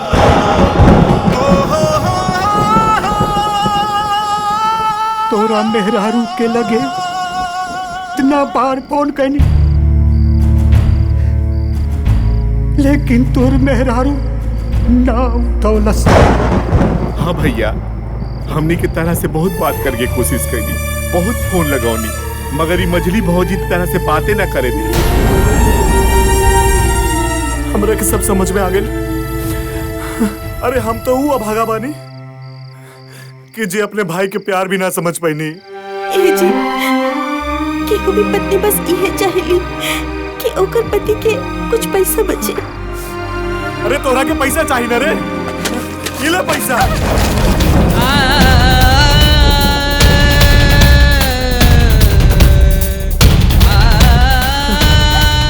खाली एकरा वजह से अपने राम जैसे भाई के हम खो दिया, सिर्फ एकरा वजह से।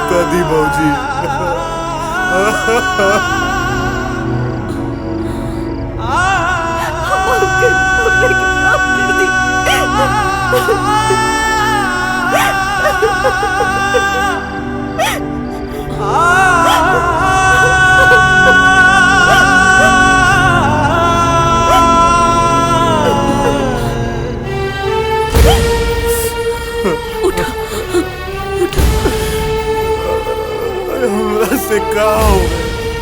दीदी हमारे एक छोटी गलती की वजह से एक पूरा परिवार में कर गए। माफ कर दे दीदी। बबुआ जौन होके के रहे वो तो हो गई। देखिए ना माँ जी के का हाल बना के रख ले बानी। हे माई हमरा के माफ कर दे माई। बेटा माँ जी माफ कर देना ये लोग के। माँ जी माफ कर दी। हमरा के माफ कर दे रे माई। हम के हैं माफ करे वाला? हम तो भगवान से यही कहब कि हर घर में ऐसा ने बहू आवे। बबुआ तुम्हार भैया हमेशा चाहत रहलन कि ये परिवार हमेशा सुखी रहे और ये जहाँ भी हुई हन बहुत खुश हुई हन।